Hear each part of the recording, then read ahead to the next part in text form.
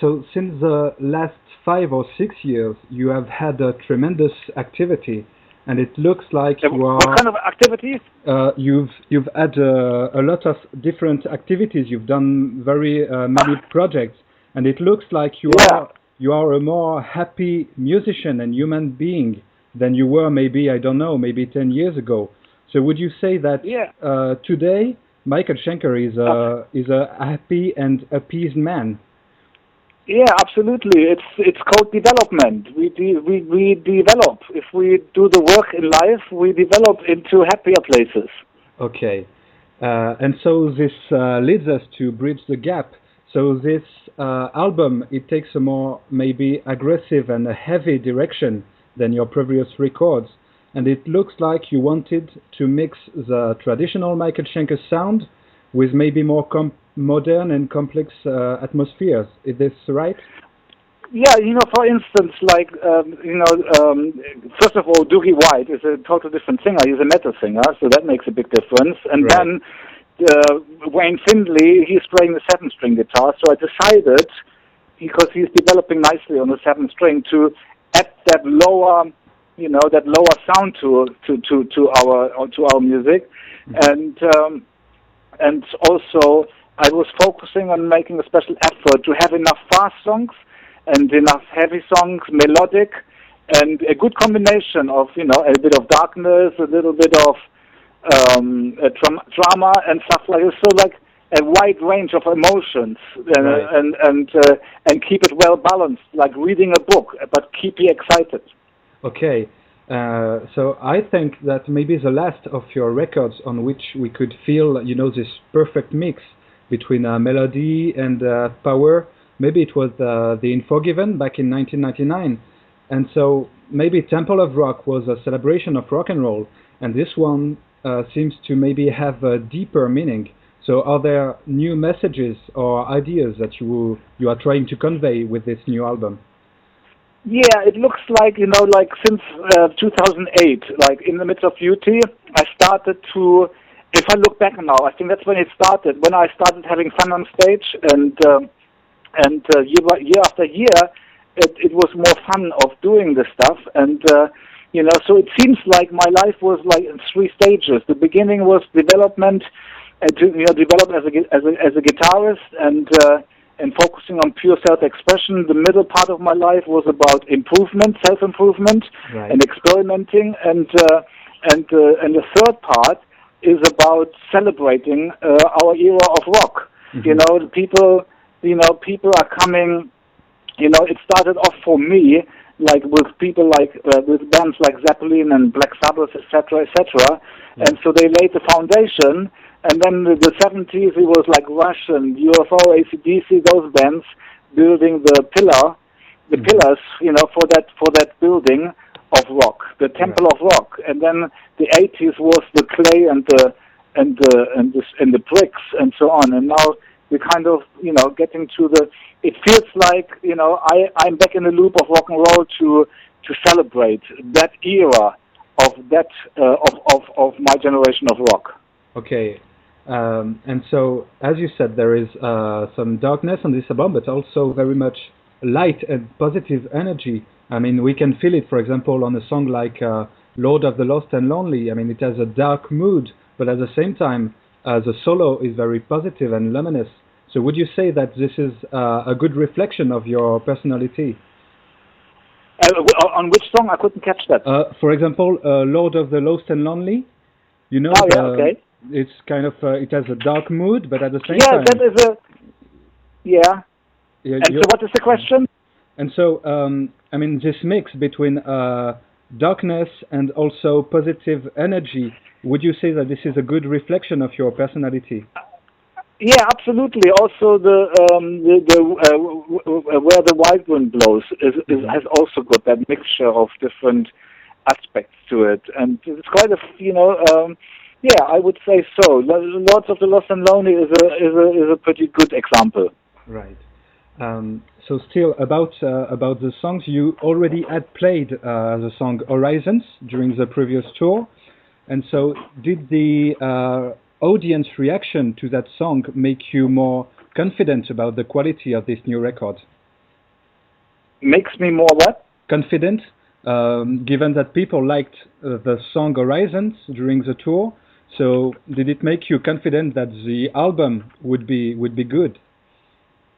Well, when we went on tour, the album was already done, basically, and we decided to play a song of that album to promote the album. And so, but then when we finished the tour, we went back in the studio and made adjustments, and we mixed it and we added some stuff to it. And so basically, Horizons, we just played it because we were already promoting the new album. Okay.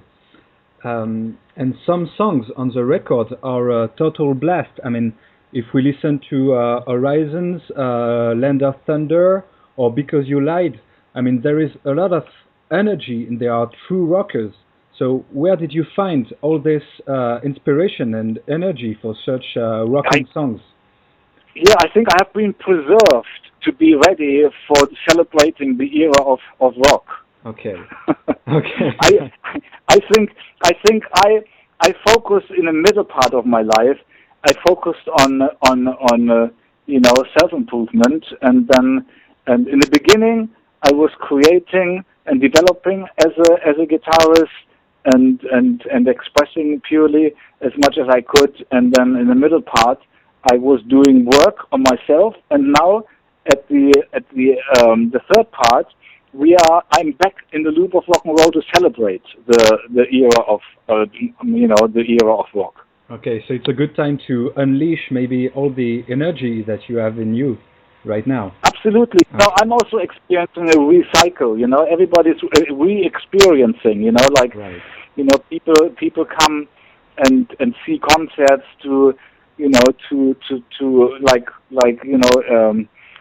the 80s when people, or 70s when people went to the concert and they had family, they also disappeared from the loop of rock and roll, right. And they were coming back to re-experience, and so are we. And so, it's all in the same, and so it's like cycles. And so I feel like, even I want to see what I saw when I was 17, Deep Purple and all these bands in its original, and et cetera, et cetera. And so, it's like, we all, going to these places, and I kind of lost my train of thought there a little bit. So we were talking, about the energy that you have put on this album. And so when I was making this record, I kind of somehow I felt like I did when I was 17, 18 years old. I had that kind of excitement about this record. And but again, maybe there's more than meets the eye. I cannot explain it, but I have been pretty much preserving myself. I don't listen to music, and I don't copy people, and so on. And so I kind of get my energy from within anyway, which is infinite, And right. If you keep expressing a color that only you have, you always add some new sprinkles, to a recording or to your performance, because if you on a regular basis I play and discover, and so I always find something a little bit new and fresh that I can use on my present appearances. And so I think I also, because of the middle part of my life, I was not like the Scorpions and many other 80s bands. I wasn't in a machine like touring album. I was, more like having my own pace. I was experimenting. I was doing things that I wanted to do, like acoustic instrumentals or electric instrumentals or whatever, all sorts of different ways of expression that I desired, to do, rather than commercial success. And so, I'm pretty much preserved because I haven't been I have not overexposed myself or my music either. All right. So you didn't dry out your flow of inspiration. No. Yeah. Good. So some songs of the new album are in the vein of Before the Devil Knows You're Dead from the previous record. So what kind of input did Dougie White have on this new record? Well, he puts Dougie White in it, and so that's why it sounds like Before the Devil Knows You're Dead, because vocals is a major part of a record. So whoever sings on a record has a big impact on what it sounds like, and so, but Dougie is a great singer. He's a metal singer, and that will make it heavier, automatic. But I'm glad I told him to think melodic, and so, and he is a kind of he reminds me of what do you call it, like a poet, he's like a writer, and he's like theatrical, what do you call it? Yes, theatrical, yeah. Like, he's like that kind of a person, also, and so it adds that particular character to it, which I really love hearing, and he came up with great melodies, and I had the album title, Bridge the Gap, before we even going into the studio, so I said to him, think for the lyrics inspiration, think Bridge the Gap, and sound-wise, think melodic, and so he did a fantastic job. Yeah, that's right. I mean, some songs really sound dramatic and intense.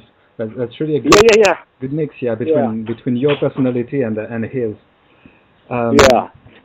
So about guitar, I mean, there are guitar melodies and riffs everywhere on the album, of course. So when composing, do you write down riffs and solos, or are you just improvising?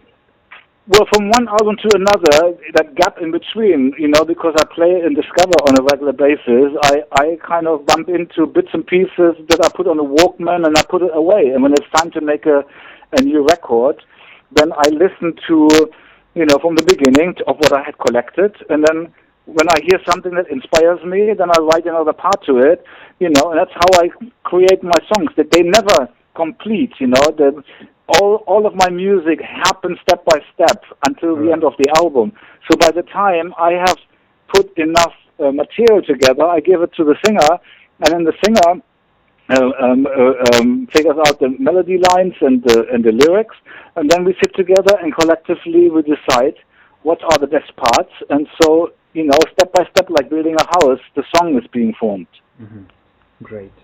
And so Michael Voss, who produced the album, said that you just came up in the studio with 13 finished songs and ready to record, that there were no spare tracks, no leftovers, no B-sides. No, they're not complete songs. They are just kind of, I don't like finishing a complete song, because you always change it around at the end anyway. So what I prefer to do is just come up with a verse, a bridge, and a chorus, and that's enough for me. Then I get to the next, then I create a new song, verse, bridge, chorus, and then by the time I have about 12, 13 potential songs there, then I go there, and then, I start putting down the pieces and then arranging it too, figuring out how many verses, how many bridges, how many, how long the solo should be, balance it all out. Okay. And so are you a man who likes to try new things and do experimentations in the recording studio, or you prefer to stay at home to focus on your own inspiration? Say again? Do you like to spend time in the studio, like doing experimentations or try new things? Or are you not so much a man who likes to stay in the studio too long? Well, mainly it's all about expressing myself, expressing my color, the color that I have within that nobody knows about until I express it. So, that's what I usually, my album is usually a reflection of the now, how I felt at that period of time when I was putting things down. And so I reflect on that moment. I present who I am at that point. Okay, great. And so the rhythm section on the album, I mean, Herman and Francis are doing an amazing job too.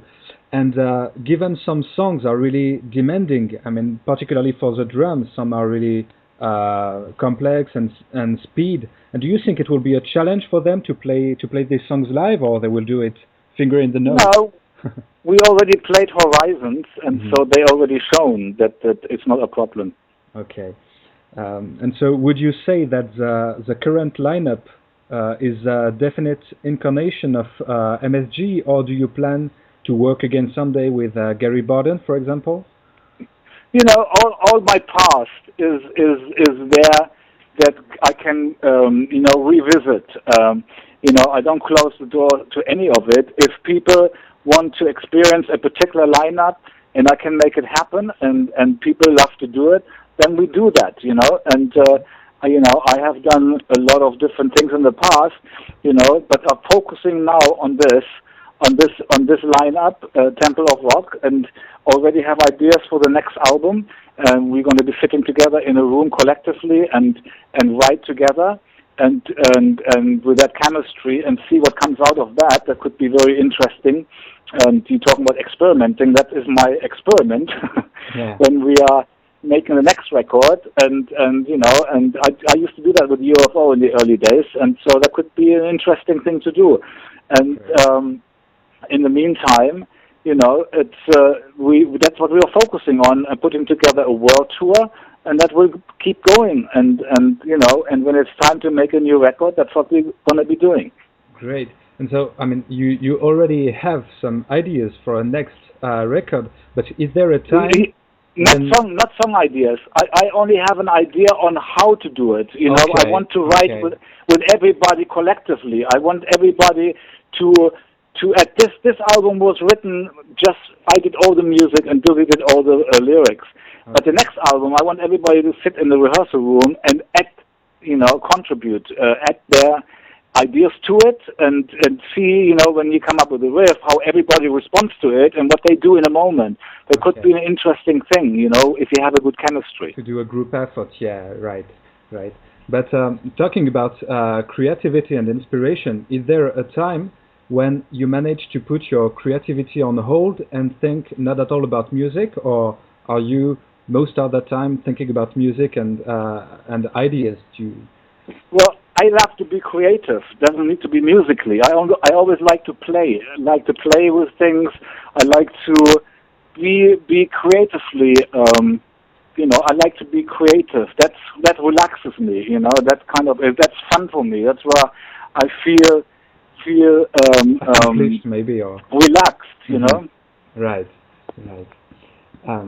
Great. So, talking about touring, what's in store for next year? Are you going to tour all year long? Yeah, we're going to be Dougie and Wayne and myself. We're going to go to America and to promote the new album. And the first concert that we do with this album lineup is going to be Japan in March, and then it's going to be Europe, UK, and then America. Great. And so you do not plan to do like you did with the previous tour, to have different lineups in the different continents? You will have just. Well, we're going to America with Wayne and Dougie, and we're going to do some shows over there. But it's based on promoting the album, and and we do some shows to be able to go there and do it. But it's not ready for the real lineup, because you have to kind of we want to book big places and big concerts, and so we need to do this all properly and well ahead of time. So this tour we do starting in September with Wayne and myself and Dougie, that's an album release promotion tour where we play small places and we do lots of interviews, magazines, and all over America, to let people know that we have an album. And then the first concert that we do with the album lineup is going to be in March in Japan, and that's when this lineup will tour all over the world. Okay, great. And so now, do you have some more time for me? What? If you have some more time, I would like to ask you questions from the fans. Do I have? Yeah. Oh, I see what you mean. Yeah, you're asking questions from fans. Yeah. Yeah, if that's okay with you. Okay. Yeah. Okay. So, can you give us some update about projects that were mentioned recently, like the Schenker Brothers albums and the acoustic album with Don Dokken? Well, like Schenker Brothers is something that can only happen if both people are available, and so far it seems to be impossible. And the Dokken thing, there is going to be um, I had Don and we have crossed paths a few times, and Don always said to me like, "Oh, we'd have to do something together, some acoustic music or something." And so eventually, I had the idea, and I sent him instrumental albums, acoustic instrumental albums, and I asked him, to see if he can sing something on those. And Great. so he came up with a few songs, with a few song ideas, and it was really good. And so one of the songs is called Faith, used to be called Positive Forward. We put that one onto the deluxe edition. Right. And so Don is going to be also, so you can actually hear Don singing that song on the deluxe edition. And then also, anyway, so he has started writing, some stuff, and so it's still developing, and that was that. Great. So another question. So we recently saw a picture of you in the studio with the Scorpions. So can we hope to hear you play on their next record? You saw a picture of me in the studio. Maybe that was when I visited my mum. Oh, okay, maybe then. Yeah. Okay, so there is no you won't play guitar tracks on the next Scorpions record. Not so far. Okay. I have not been approached yet. Okay. So now, so what if the Flying V guitar had never existed? Do you know what kind of guitar you would be playing today? Say again? What if the Flying V had never been created? Do you know on what kind of guitar you would be playing today, if not on the Flying V? Anything that sounds good. Yeah, great. Okay, well, that's a good answer. That's a perfect answer. Yeah. Okay, now let's imagine for a moment that Phil Mogg calls you today and tells you, Michael, we need to do another UFO album together. What would be your answer? Yeah, absolutely. Let's do it. Yeah, I mean, look, this is the past. It's family. I don't close doors on family. It's always good to hear, something that was a very memorable past. Mm-hmm. And I would be delighted to perform, Strangers in the Night material with the original lineup. Like I would love to see Deep Purple, play with their original lineup. Right. I mean, that is stuff that can only happen if people want, if everybody wants to play. Great. All right. Now, so you have lived for several years in Arizona. Don't you miss the American life? Oh, I've been, it's like a triangle, it's like Germany, England, America, Germany, England, America, Germany, England, America. I've been around 3 times maybe. And so, first part of my life, obviously Germany. When I was 17, I moved to England, and I developed my skills as a rock guitarist with the band in UFO, while I was with UFO, up to Strangers in the Night, and then it was, then I created MSG, Michael Schenker Group, and for more experimental stuff and so on, and then I moved to America and then that's the period when I focused most of on self-improvement, and and then, I went back to Germany, and I went back to England, and back to America, and so now it's the time I'm celebrating the era of, my era or our era of rock. And I'm in England. That's where I was when I did, the part when I did all the 6 albums with UFO. Right. So I guess maybe this is part of the re-experiencing and recycling. Okay. And so, if you could travel in time, what kind of advice would you say to the young Michael Schenker playing on the first Scorpions album? What would you tell him? Oh, it gets better all the time. Great. Keep going, it gets better all the time. All right. And so, by the way, what kind of memories do you have from the Lonesome Crow recording? Was it formatting? Oh, great! It was fantastic because it was the first record I ever recorded. It was very exciting. I was 15 years old.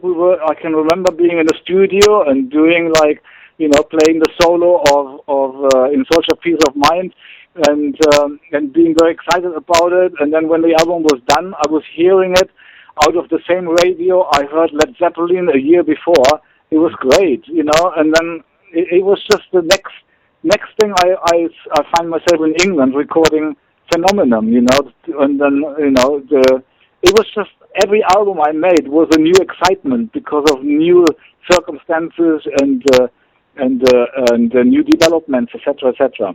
Great. Great. And so, what are your relationships today with your brother and sister? Do you manage to see each other quite often? Well, I just been to Germany, and I visit my mom on a regular basis. So usually Rudolf is not there. They live in the same town, but I've seen Rudolf quite a few times recently. Actually 2 times, but more than usual. 2 months ago I saw him once, and then again I went over there with my 2 children to see my last time I went over with my 2 children to see my mother, and that's when Rudolf and Klaus, they were in a studio and they were recording some stuff acoustically, and I guess that's when that's the picture you saw, and oh yeah, but we don't see often, but we have managed 2 times in the last 2 months. Oh, that's great. So now, still about family. I mean, your son Tyson has started a new band, and so to what extent do you follow or help him with his career? To what, the last part? To what do you help him or follow his career?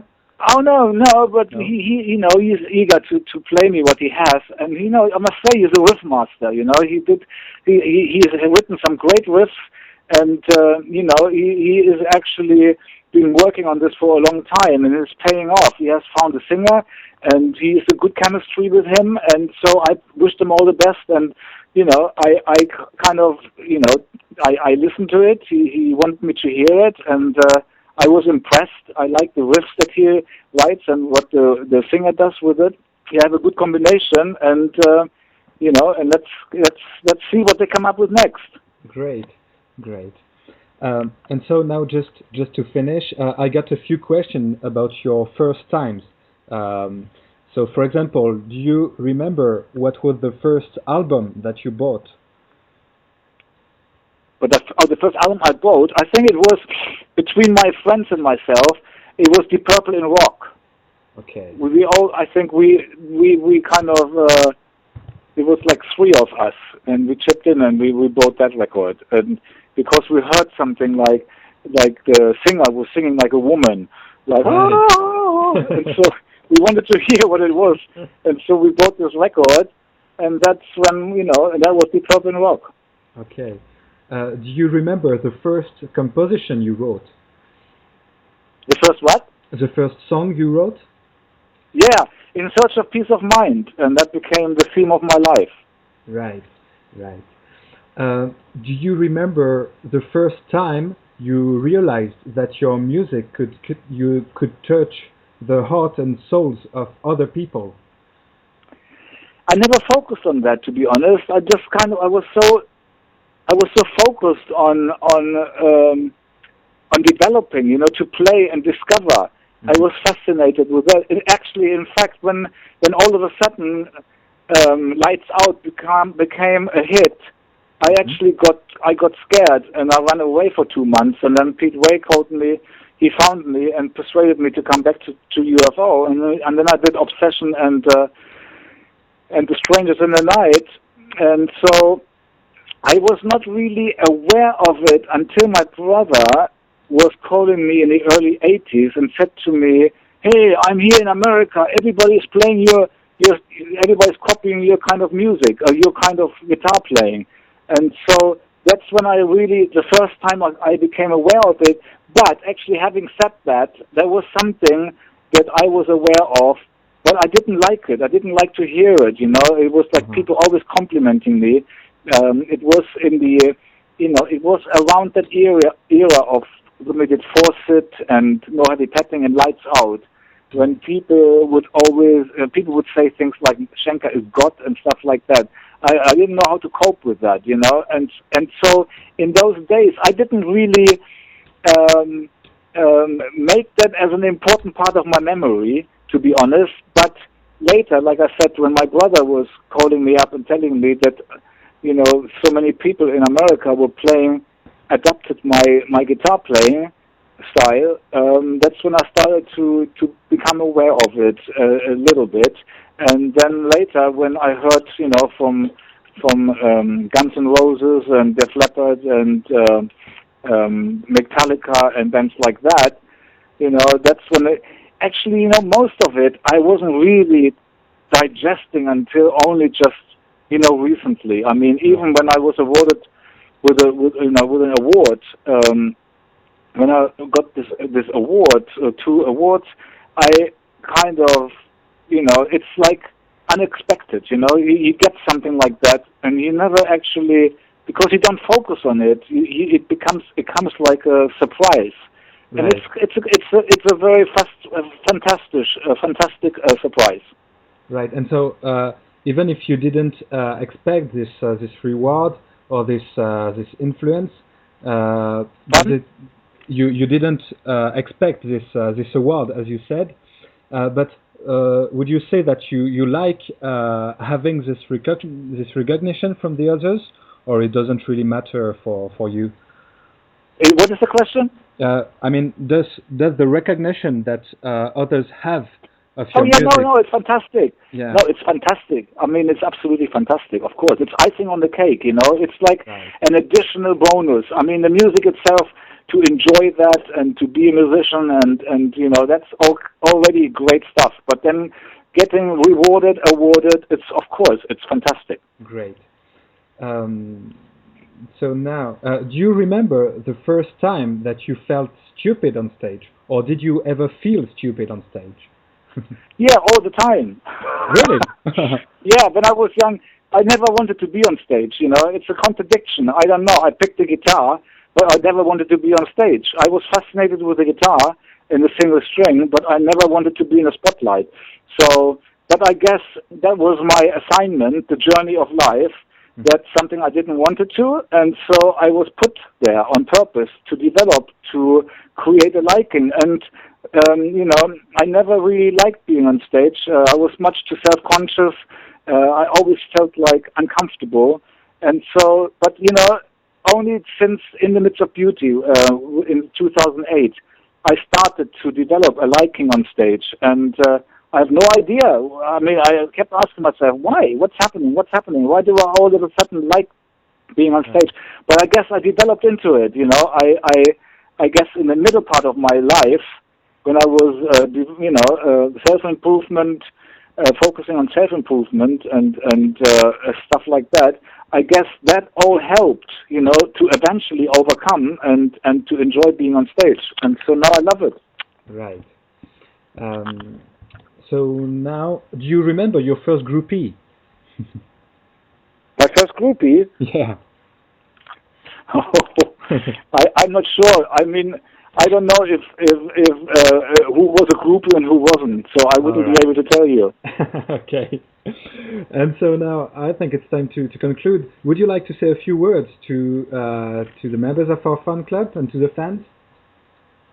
Yeah, I mean, it's always the same. Keep on rocking and keep rock and roll alive, and celebrate the era of our generation of rock. Great, wonderful.